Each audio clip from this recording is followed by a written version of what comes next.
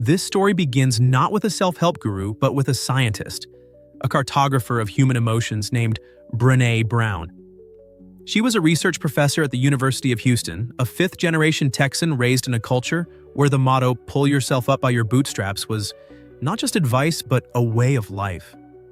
Armed with scientific methods, she embarked on an expedition to map the darkest and most uncharted territories of the human experience: shame and fear.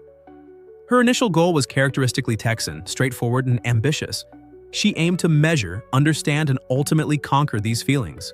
She didn't yet know this path would lead her into the very heart of her own vulnerability. Her work began against the backdrop of America in the 2000s. It was a time defined by a culture of productivity, performative success, and the mantra, "fake it till you make it." This was the era of early Facebook, where everyone began curating a perfect showcase of their lives. It was an age of immense popularity for books like The Secret, which promised that strong desire alone was enough to achieve any goal. In this world, emotions like fear or shame were seen as software glitches that needed to be fixed immediately, not as integral parts of human nature. This created the perfect demand for a scientist who promised to find a cure for imperfection. But Brené's method was different from the search for a magic bullet. Instead of relying on dry statistics, she used qualitative research. She collected stories, thousands of real stories, interviews, and diary entries. Her approach is called grounded theory, where conclusions aren't tested but literally emerge from the data collected. It's like the work of an archaeologist. She wasn't looking for confirmation of a hypothesis, but layer by layer, story by story, she excavated the truth, no matter how inconvenient it was. She wasn't counting, she was listening. Her initial objective was crystal clear. She believed that by studying people who suffered from shame and feelings of inadequacy, she could identify their mistakes and create a manual on how to avoid them. In essence, she was searching for an engineering blueprint for emotional Kevlar, a bulletproof vest for the soul that would protect against criticism, judgment, and failure. But the data began to resist. Among the hundreds of stories of struggle and fear, she stumbled upon an anomaly, a small group of people who lived differently. They weren't afraid of failure, they loved without guarantees, and they felt a sense of worthiness without constantly having to prove it. In her notes, she called them the wholehearted. For a scientist seeking a clear recipe for protection, these people were a glitch in the system. They broke all the rules. And Brené, like any researcher faced with inconvenient facts, did what seemed logical. She set their data aside, labeling them as outliers and not representative. Nearly a year passed, but this anomaly haunted her. She returned to these outlier stories. She printed out the interviews from both groups, those who constantly struggled for their worth and those who lived with a sense of wholeheartedness. Her living room became a battlefield of information. She cut the sheets into pieces, spread them on the floor, and tried to find the one variable that separated these two worlds. It wasn't money, it wasn't status, it wasn't background. It was something else, something almost invisible. When she finally found it, the answer was staggering. The only thing that distinguished the wholehearted was their relationship with vulnerability. They didn't see it as a weakness. On the contrary, they believed that the willingness to be seen, to take risks, and to live with uncertainty was the very source of courage and true connection. It was like a doctor searching for a cure for a virus, only to realize that a weakened form of the virus itself was the vaccine. What Brené had considered the poison to be defended against turned out to be the antidote. This discovery was more than just a scientific breakthrough, it was a personal catastrophe. Brené, a perfectionist for whom control was everything, suddenly realized she belonged to the first group, the one that builds walls. The data stared back at her from the floor like a mirror, silently telling her, "You're doing it all wrong." This led to what she would later call not a nervous breakdown, but a spiritual awakening. She knew she needed help and found a therapist. She walked into the office looking for quick fixes, for tools she could apply. But her therapist, Diana, said something that changed everything. "I don't work on the surface. We either dig deep or we don't do this at all." It was exactly what Brené Brown, the cartographer of others' fears, was most afraid of, exploring her own. At that moment, her mission was turned upside down. Instead of trying to crack the code of protecting herself from pain, she realized she had to crack the code of vulnerability itself. She had to burn her old maps, where shame and fear were marked as enemy territory. She had to start drawing new ones, venturing into the very heart of the place her old maps had labeled, "Here be dragons." She set aside her research on protection and began a new 6-year project to understand what it truly means to be brave. To understand why we fear vulnerability so much, we must first examine its primary guardian, shame. Brené gave it a very clear definition. It's not guilt which says, "I did something bad."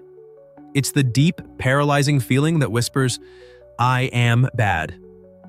On a neurological level, shame activates the same areas of the brain as physical pain. It's an echo of the primal fear of being cast out of the tribe, which for our ancestors was a death sentence. Guilt can motivate us to correct a mistake. Shame convinces us that we are the mistake. It is the fear of disconnection, the fear that if people see who we really are, they will reject us. Modern culture has proven to be a perfect breeding ground for this feeling. Not thin enough, not rich enough, not successful enough. Brené compares shame to a fungus that can only survive in darkness, silence, and judgment. Our world, with its filtered social media, glossy magazines, and cult of unattainable ideals, is a perfect, dark, damp basement for it to thrive. Shame flourishes in an atmosphere of constant comparison. And though it is a universal experience, it makes each person feel completely isolated. In response, we instinctively put on armor. Brené identified 3 primary types. The first is perfectionism. She insists it's not a healthy drive for excellence. It is the belief that if we look, live, and work perfectly, we can avoid the pain of judgment. It's not about growth, it's about protection. It's a 20-ton shield that we think protects us, but actually just prevents us from ever entering the arena and living. The second type of armor is numbing. We dull the pain with alcohol, shopping, overeating, or workaholism. But you cannot selectively numb emotion. When we numb pain, we inevitably numb joy as well. The third method of protection is cynicism and criticism. It is far easier to attack others and devalue their efforts than to risk anything yourself. This is the position of a food critic who has never stepped into the kitchen. It's easy to point out the flaws in someone else's dish when you're not risking getting burned yourself. It makes us feel cool, but it leaves us alone. And here, Brené finds the key. If shame grows in silence and judgment, then its antidote is empathy and openness. Shame is like a vampire. It drains the life out of us and cannot stand the sunlight. Empathy is that sunlight. The simple act of sharing your story with a trusted person who responds not with advice, but with the 2 most powerful words in the world, "Me too," shatters shame's magic. In that moment, it becomes clear to find empathy, you must first risk showing yourself. You have to be vulnerable. But here, Brené makes a crucial distinction. Vulnerability is not weakness, nor does it mean oversharing all your secrets with the first person you meet on social media. She draws a clear line. Vulnerability without boundaries is not courage, but often a cry for help or a form of manipulation. Her definition is different. Vulnerability is uncertainty, risk, and emotional exposure. It's that moment when you step forward without knowing the outcome. She discovered that this very state is the birthplace of all core human emotions: love, joy, creativity, and belonging. As we've learned, you cannot selectively numb emotions. It's like anesthesia. By freezing the pain of fear, we inevitably freeze our capacity to feel happiness. To experience a true connection with another person, you must risk being rejected. To create something new, you must risk failure and criticism. She needed a simple, powerful image to describe this idea, until she stumbled upon a speech Theodore Roosevelt delivered at the Sorbonne on April 23, 1910. Roosevelt said, "It is not the critic who counts. The credit belongs to the man who is actually in the arena, whose face is marred by dust and sweat and blood, who dares greatly." This metaphor became the missing piece for Brené. Life isn't in the stands where the commentators sit. Life is in the arena. To be vulnerable is to step into that arena, knowing you might get knocked down, knowing you might lose, but fighting anyway for what you believe in. And in 2010, she had to step into her own arena. She was invited to speak at a small TEDx conference in Houston. She almost declined. The thought of her, a serious academic, speaking about shame and vulnerability to a public audience terrified her. She feared her colleagues would dismiss it as a soft topic, unworthy of science.